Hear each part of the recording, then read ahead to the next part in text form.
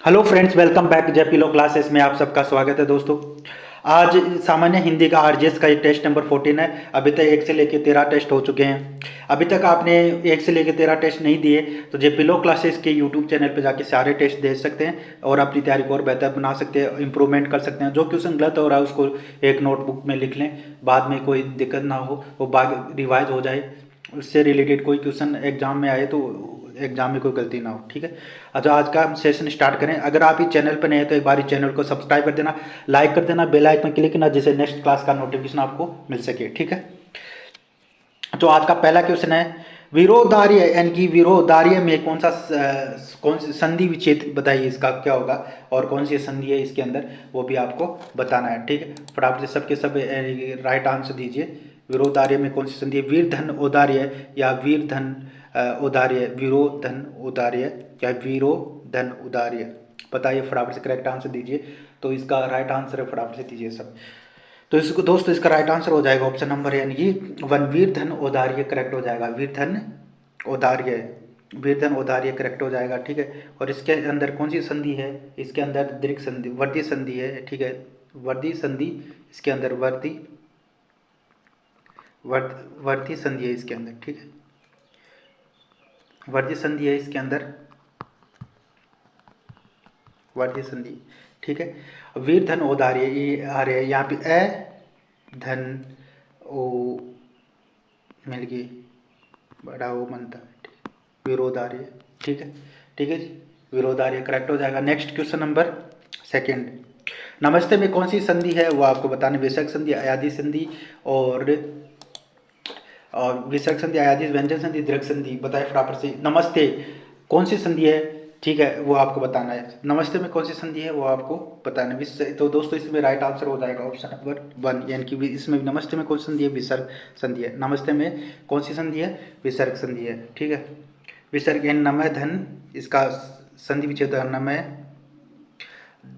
नमः धन, नमः धन, नमः, ये नमः सॉरी नमः विसर्ग लग जाएगा, फिर धन आ जाएगा, फिर आएगा ते, ठीक है, नमस्ते, ठीक है।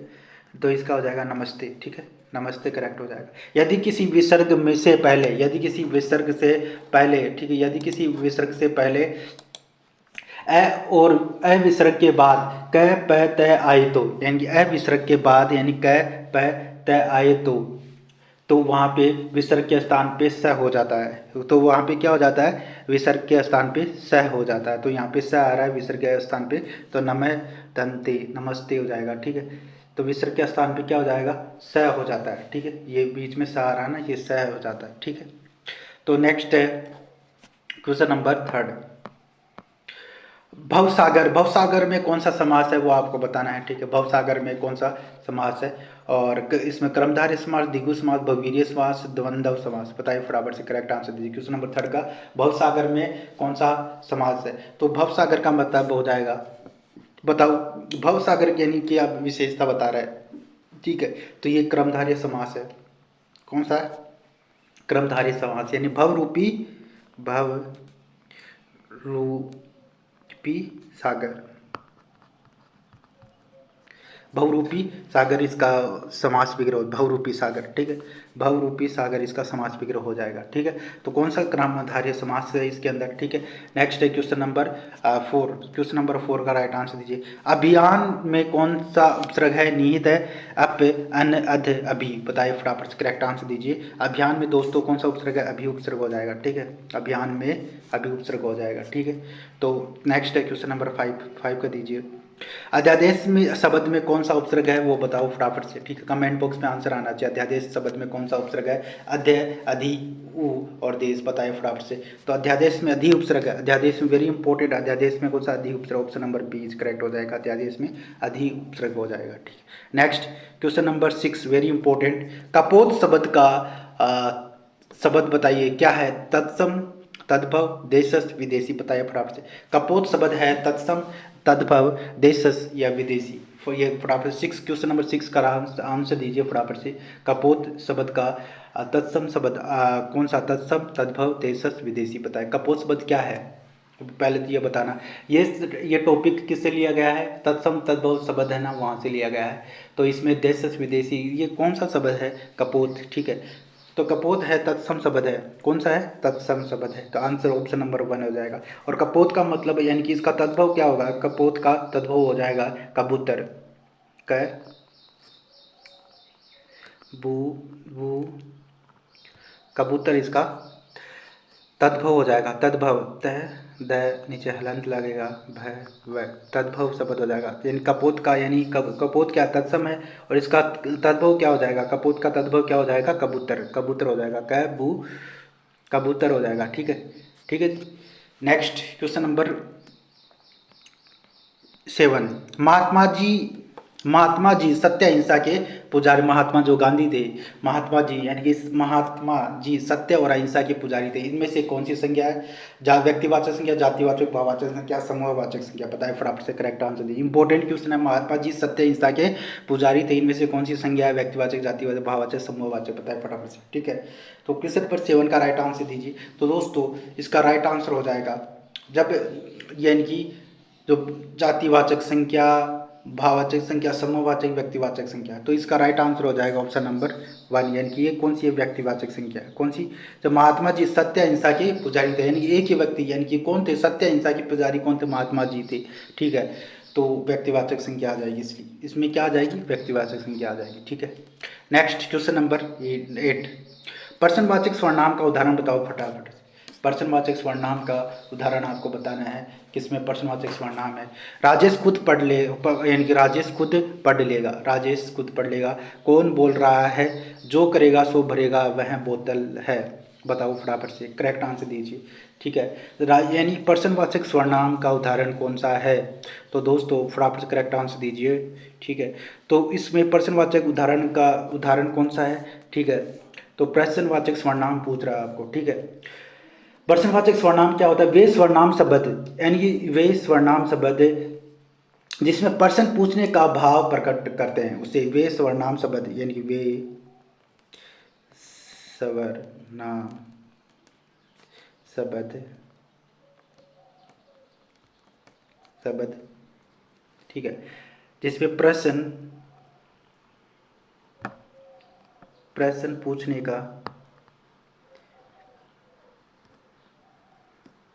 पूछने का भाव प्रकट होता हो। ठीक है, प्रकट करते हैं, तो वो शब्द क्या होते हैं? वो पर्सनवाचक सर्वनाम कहलाते हैं। ठीक है, तो यहाँ पे पर्सनवाचक सर्वनाम किस में है? राजेश खुद पढ़ लेगा, जो करेगा सो भरेगा, वह बोतल है। कौन बोल रहा है? यहाँ पे पर्सन पूछ रहा है कौन बोल रहा है, तो ऑप्शन नंबर बी करेक्ट हो जाएगा। ठीक, कौन बोल रहा है, ये करेक्ट हो जाएगा, करेक्ट आंसर हो जाएगा। ठीक है, और दूसरा है यहाँ पे, और बाकी ये जो सर्वनाम का शाब्दिक अर्थ होता है सबका नाम। ठीक है, और सर्वनाम के भेद कितने होते हैं? 6 भेद होते हैं इसके। ठीक है, और राजेश खुद पढ़ लेगा, इसमें क्या कौन सा सर्वनाम है? ठीक है, इसके अंदर राजेश खुद पढ़ लेगा, इसमें कौन सा सर्वनाम? खुद, स्वयं की बात कर रहा है, खुद पढ़ लेगा, यानी निजवाचक सर्वनाम। इसको लिख लो, इंपॉर्टेंट है। निजवाचक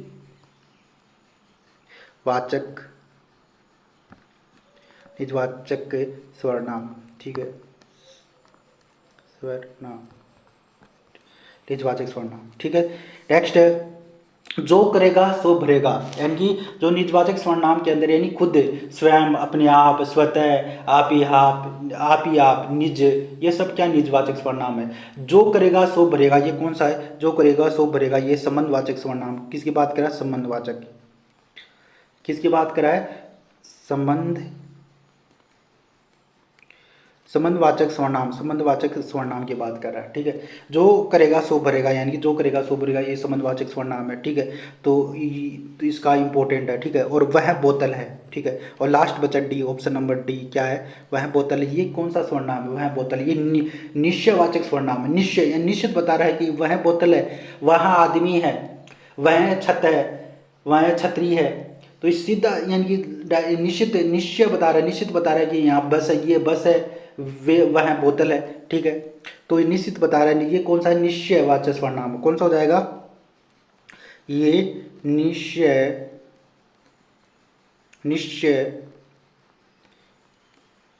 निश्चयवाचक सर्वनाम हो जाएगा। ठीक है, ये निश्चयवाचक सर्वनाम हो जाएगा।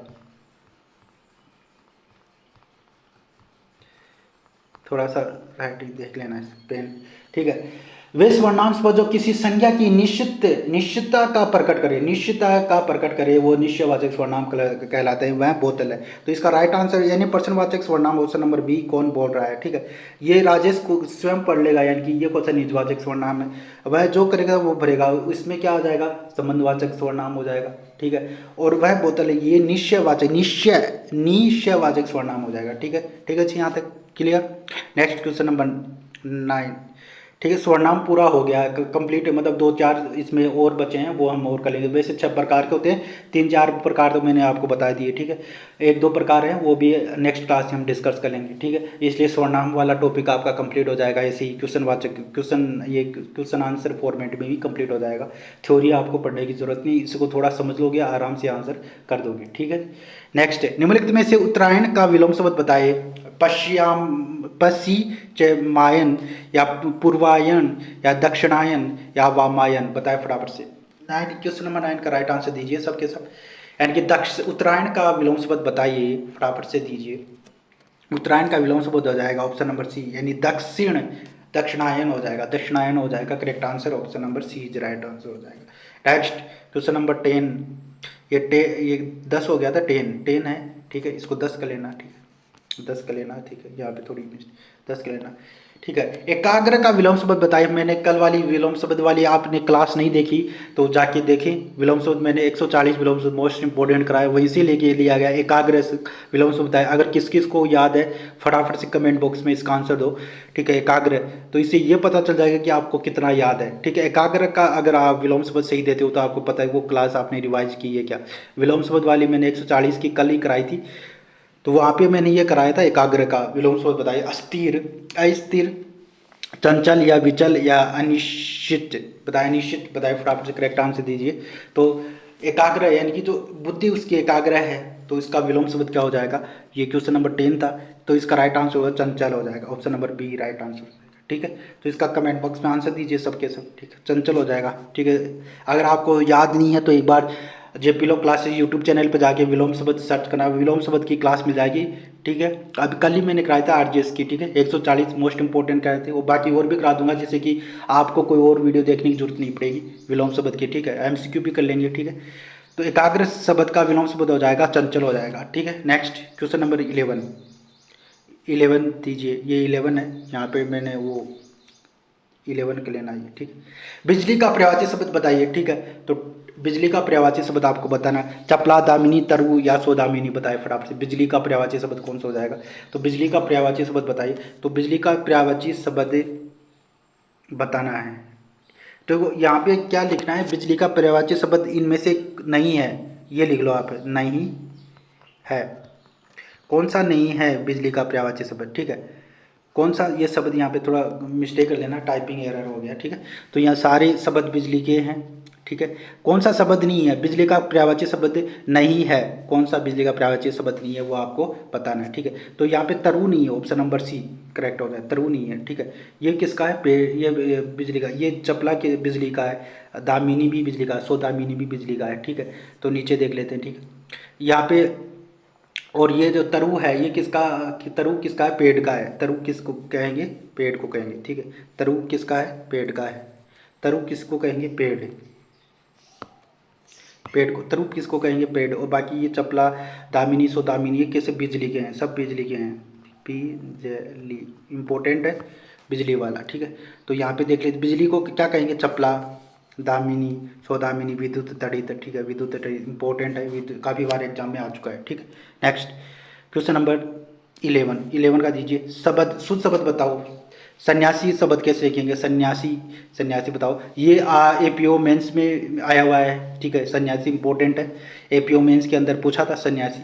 और मैंने एपीओ के जो टेस्ट सीरीज कराई थी प्री के अंदर, उसमें मैंने कराया था ये सन्यासी वाला, पहले कराया था। ठीक है, तो इसका सन्यासी का राइट आंसर आपको पता होना चाहिए कौन सा है, करेक्ट आंसर दीजिए। सन्यासी के अंदर राइट आंसर हो जाएगा ऑप्शन नंबर बी। ठीक है, तो सन्यासी में क्या है? आधा न, फिर आधा न आएगा, इसको इम्पोर्टेंट याद रख लें, इम्पोर्टेंट है, एग्जाम में आता है ये काफ़ी बार। ये आएगा, फिर यह क्या की मात्रा, और सी सांप वाला आएगा यहाँ पे, बड़ी स की मात्रा, ठीक है, बड़ी की मात्रा है सन्यासी। और सन्यासी आप ऐसे भी लिख सकते हो, तो अब ऊपर अनुस्वार लग जाएगा, ठीक है, फिर आधा न या सी सन्यासी, ऐसे ये भी वाला करेक्ट है, ये भी करेक्ट है, ठीक है, दोनों ही करेक्ट है, ठीक है जी। नेक्स्ट क्वेश्चन नंबर, ये 12 था और वैसे ये 13 है, ठीक है। बताओ जुलूस, सही शब्द कौन सा है यहाँ पे, ठीक है, सही शब्द आपको बताना है, सही शब्द कौन सा है। जुलूस, अपालवित, पारितोषक या अतिशयोक्ति, बताए फटाफट से करेक्ट आंसर दीजिए।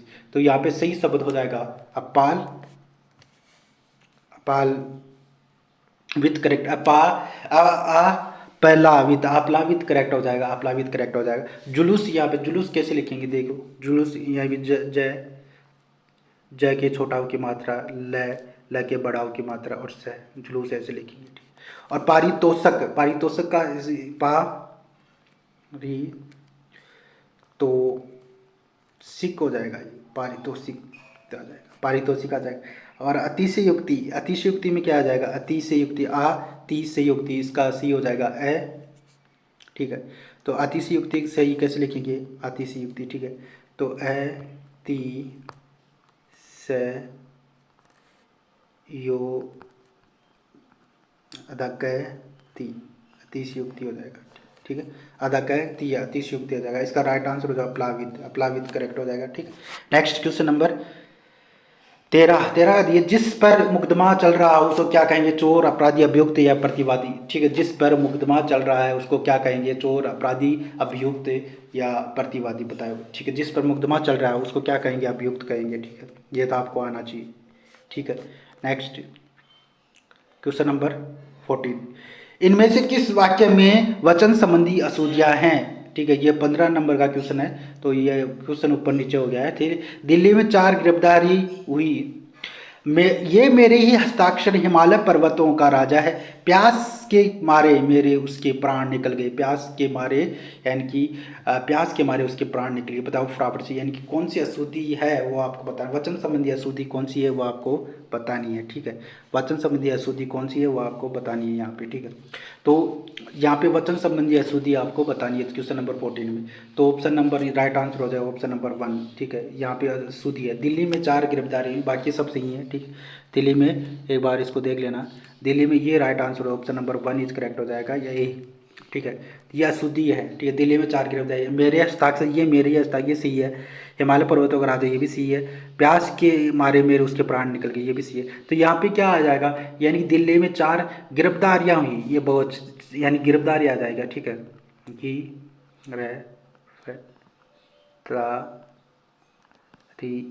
या लग जाएगा, गिरफ्तारियाँ हुई, ठीक है। गिरफ्तारियाँ, यानी दिल्ली में 4 गिरफ्तारियाँ हुई, ठीक है, गिरफ्तारियाँ हुई, ठीक है, ये करेक्ट हो जाएगा। क्वेश्चन नंबर लास्ट क्वेश्चन है, ठीक है। इसका आंसर दीजिए, क्वेश्चन नंबर 15 का आंसर दीजिए, ठीक है। उसके बाद में कोई क्वेश्चन नहीं है, ठीक है, शायद से। इनमें से किस वाक्य में क्रिया संबंधी अशुद्धि बतानी है, क्रिया संबंधी अशुद्धि कौन सी है, वह जाना चाहता है, तुम क्या कर रहे हो, मेरी प्रतीक्षा करना, उसने मुझे गाली निकाली, उसने मुझे गाली निकाली, फटाफट से करेक्ट आंसर दीजिए। तो क्रिया संबंधी अशुद्धि यहाँ पे बतानी है, तो उसने मुझे गाली, ये राइट आंसर हो option number D is correct हो जाएगा, ठीक है। तो उसने मुझे क्या दी, गाली दी, तो निकाली नहीं, उसने मुझे गाली दी आ जाएगा, गाली लास्ट में निकाली नहीं, दी आ जाएगा, इसलिए ये करेक्ट हो जाएगा, ठीक है। तो अशुद्धि ये है क्वेश्चन नंबर 4। बाकी वह जाना चाहता है, तुम क्या कर रहे हो, मेरी प्रतीक्षा करना, ठीक है, ये सब भी करेक्ट हो जाएगा। कल आज हम अगर टाइम मिल गया तो पर्यायवाची शब्द करेंगे, ठीक है। और ये शब्द युग्म वाला भी टॉपिक, ये वाक्यांश के लिए एक शब्द, ये सब करा दूंगा मैं आपके, ठीक है। वाक्य शुद्धि, मुहावरे, लोकोक्ति इंपॉर्टेंट करा दूंगा। तो अगर आप इस चैनल पर नए हैं तो एक बार इस चैनल को सब्सक्राइब कर देना, बेल आइकन पर क्लिक करना, जिससे नेक्स्ट क्लास का नोटिफिकेशन आपको मिल जाए। सब्सक्राइब करने से आपको नेक्स्ट क्लास का नोटिफिकेशन आराम से मिल जाएगा, ठीक है। और एक बार जाते जाते सब चैनल को सब्सक्राइब कर लेना, ठीक है। और सेशन को लाइक कर देना, शेयर कर देना, ठीक है। तो इसका पीडीएफ आपको जेपी लो क्लासेस के टेलीग्राम चैनल पे मिल जाएगा, ठीक है। तो सब के सब वो ज्वाइन कर लें वहाँ पे, ठीक है, ठीक है। तो अभी अगर आप टेस्ट सीरीज लेना चाहते हैं, ठीक है, 10-15 टेस्ट आप करना चाहते हैं प्रैक्टिस के लिए, 7357437739, ठीक है, तो आप ले सकते हैं हिंदी इंग्लिश के लो के लिए, ठीक है। तो 10-15 टेस्ट अगर आप हिंदी इंग्लिश के करना चाहते हो प्रैक्टिस के लिए, ठीक है, तो आप इन नंबरों पे कॉल कर सकते हो, ठीक है। ये इन नंबरों पे आप कॉल कर लेना, ठीक है, पूछ सकते हो, ठीक है। तो 10-15 टेस्ट आपके मिल जाएंगे प्रैक्टिस के लिए लास्ट में जाके, तो आप अच्छे से प्रैक्टिस कर सकते हो, ठीक है। तो मिलते हैं फिर नेक्स्ट क्लास के अंदर।